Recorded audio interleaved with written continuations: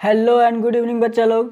तो मैं फिर से आप लोगों का स्वागत करता हूँ अपने यूट्यूब चैनल एग्जाम गार्डन में। तो बच्चा सब आपने थंबनेल एकदम सही देखा है और आपने टाइटल भी सही देखा है। अगर आप कुछ भी नहीं पढ़े हो अब तक हिंदी के लिए कुछ भी नहीं पढ़े हो तो आप एकदम सही जगह पर आए हो। कल के एग्ज़ाम आपका काफ़ी अच्छा जा सकता है अगर आप ये वीडियो बस 5 से 7 मिनट है कि आप पूरी देख लो, अच्छे से देख लो, आपको सब समझ में आ जाएगा कि आखिर आपको कल के एग्ज़ाम में करना क्या है। और नहीं कुछ पढ़े हो, अगर नहीं पढ़ना चाहते हो तो उसके लिए भी मैं आपको ऐसे तरीका बताऊंगा कि आपको कल एग्जाम में कैसे लिखना है, आपको कल एग्जाम में कैसे लिखना है, कैसे लिखना है और क्या लिखना है जिससे कि आपको ऐसे मार्क्स मिले।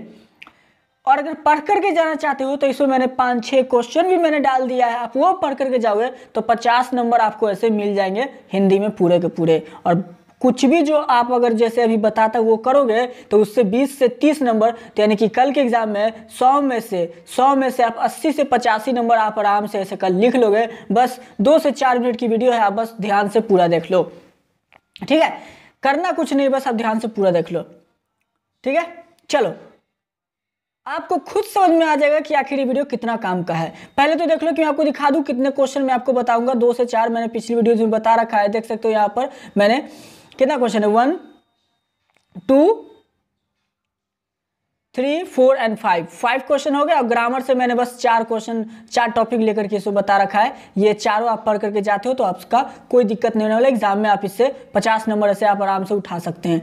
पर सवाल वो नहीं है, सवाल ये है कि आपने अगर अभी कुछ भी नहीं पढ़ा है तो आप कैसे कल एग्जाम दोगे। तो बच्चा ध्यान से देखो, जो क्लास 10th वालों का जो कल एग्जाम होगा, हिंदी की एग्जाम जो है, हिंदी की एग्जाम जो दोनों पेपर जिनका भी है, एक उर्दू वालों के लिए एक संस्कृत वालों को जो हिंदी होता है, तो ध्यान देना, करना आप लोग को क्या है, करना आप लोगों को क्या है, कोई भी क्वेश्चन होगा तो उससे जो आपको मिलता जुलता लाइन लगे। क्वेश्चन की पहली बात, अगर कोई क्वेश्चन है, ठीक है, ऑब्जेक्टिव नहीं सब्जेक्टिव की बात करो। ऑब्जेक्टिव तो आप लोग बना लोगे, मुझे यकीन है ऑब्जेक्टिव तो बना लोगे। और अगर ऑब्जेक्टिव का ट्रिक जानना चाहते हो तो ऑब्जेक्टिव का सुन लो, ऑब्जेक्टिव का भी ध्यान से सुन लो।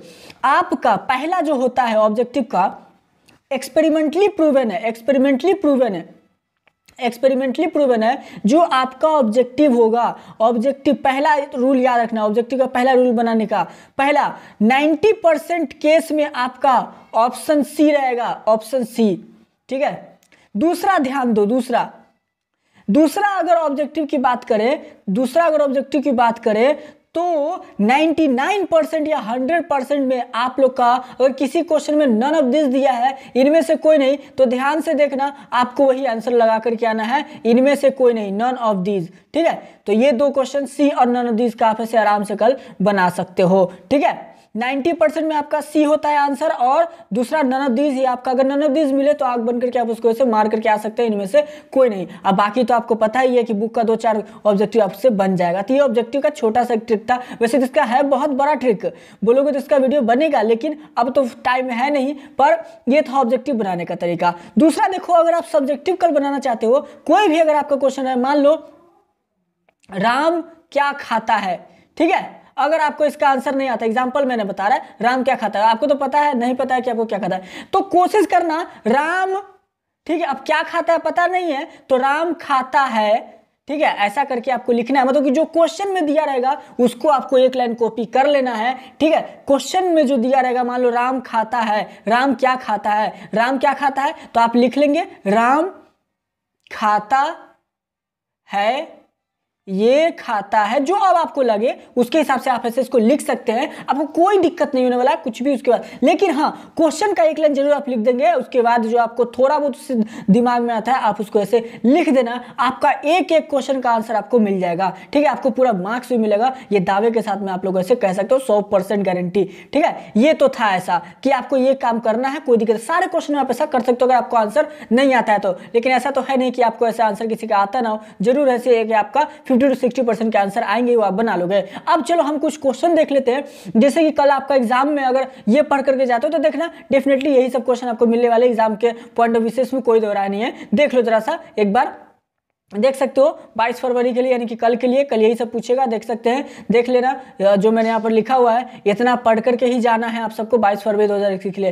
पहला देखो, पहला तो आपको निबंध आएगा, तो पहला निबंध में मैंने आपको बताया हुआ है कोरोना वाला और छात्र वाला और महंगाई वाला, ये 3 आप ऐसे एकदम पढ़ करके जाना, कोई ना कोई एक निबंध आ ही जाएगा, ठीक है। बाकी 2 है आपका महंगाई, बेटी बचाओ, स्वास्थ्य और व्यायाम। तो आप अगर ये पांचों पढ़ लेते हो। जैसे अगर मान लो आप जो हो उर्दू वाले कैटेगरी के हिंदी हो, तो हो सकता है कि आपको इस पहले 3 में से कोई दे दो, और अगर आप संस्कृत वाले हो तो हो सकता है कि लास्ट के 3 में से कोई दे दो।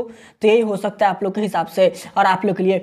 दूसरा देखो, गद्यांश लेखन बहुत इंपॉर्टेंट, 10 नंबर का और बहुत ईजी है। आपको एक 20 लाइन का ऐसे एक मान लो कहानी दे दिया, कुछ दे देगा, उसको पढ़ करके तो आपको आंसर देना है। जैसे मान लीजिए राम एक लड़का है, वो छोटे से गांव में रहा करता था, वो बहुत ही अच्छा लड़का था, वो जिस गांव में रहता था वहां पर 500 लोग और रहते थे। तो इससे अब क्वेश्चन आपसे पूछेगा राम कैसे गांव में रहता था, तो राम छोटे से गांव में रहता था। दूसरा क्वेश्चन आपसे पूछ सकता है कि राम के गांव में कितने लोग रहते थे, तो राम के गांव में 500 लोग रहते थे। तो ये आपका हो जाएगा गद्यांश का। तो आप पढ़ करके पॉइंट टू पॉइंट ही आंसर देना, टू द पॉइंट आंसर देना, उसके बाद कुछ मत देना, ठीक है। उसके बाद पत्र लेखन, जो मैंने आपको बार बार बता रखा है, इंग्लिश में भी बताया, हिंदी में बताया, बहुत इंपॉर्टेंट, 5 नंबर आपको मिल जाएगा। उसके बाद फिर आपका देख लो संवाद लेखन, अभी मैं इसको लास्ट में डील करूंगा। संवाद लेखन बहुत इंपॉर्टेंट में से एक है। और लास्ट देख लो प्रधान अध्यापक के पास आवेदन पत्र। जो ये प्रधान अध्यापक के पास आवेदन पत्र है रे बच्चा, ये वन ऑफ द मोस्ट और हिट लिस्टेड क्वेश्चन में से एक है। बहुत इंपॉर्टेंट क्वेश्चन है, याद से इसको ऐसे पढ़ करके जाना,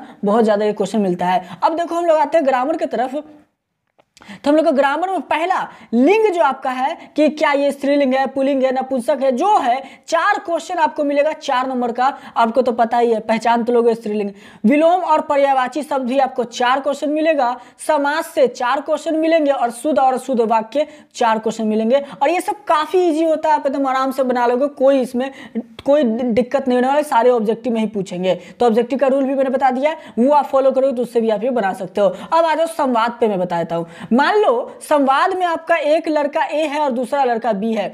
आपको ए से स्टार्ट करवाना है, मान लो महंगाई पर, तो ए से बात कराना है, पहले बी उसका जवाब देगा, फिर ए क्वेश्चन करेगा, फिर बी जवाब देगा, या फिर बी क्वेश्चन करेगा, ए जवाब देगा, ए क्वेश्चन करेगा, बी जवाब देगा। आप ऐसे करा सकते हो। संवाद में ये ए नाम का लड़का और ये बी है। ए ने कहा क्या भाई देख रहे हो भारत में भी कितनी महंगाई चल रखी है। बी ने कहा हाँ भाई सही बात है कि बहुत ज्यादा महंगाई है। अब हो सकता है कि आगे ए बोल दे कि हाँ क्या करे, इसके एवज में क्या कर सकते हैं। तो ऐसे करके आपको 10 लाइन में ए और बी के ऐसे बातों को लिखना है, उसको हम लोग संवाद कहते हैं। ये आप लोग कल लिख करके आना, तो आपको ऐसे पूरे मार्क्स जरूर मिलेंगे। और डेफिनेटली अगर इसको फॉलो करते हो, आप पिछला जो मैंने हिंदी की वीडियो डाली थी उसको फॉलो करते हो, तो आपको 70 to 85% में कोई नहीं काट सकता। इतना तो जरूरी है, गारंटी के साथ मैं आपको कह सकता हूं।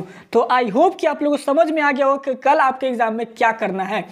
और कोई डाउट होगा तो कमेंट करके बताइएगा। चलिए मिलते हैं नेक्स्ट वीडियो में। अगर वीडियो पसंद आ गया हो तो लाइक कर दीजिएगा, अपने दोस्तों के साथ शेयर कीजिएगा, और चैनल पर नए हो तो सब्सक्राइब करना, क्योंकि इसी तरह की वीडियोज हम लाते रहते हैं। और 12th की भी तैयारी हम लोग कराते हैं, तो उसमें भी आपको ऐसे सहयोग मिलेगा। तो चलिए मिलते हैं नेक्स्ट वीडियो में, तब तक के लिए स्टे होम स्टे सेफ। और कल के लिए जो आप एग्जाम देकर के आवेदन 4 करके आना, कुछ नहीं सोचना, अच्छे से एग्जाम दीजिएगा। चलिए टेक केयर, बाय बाय।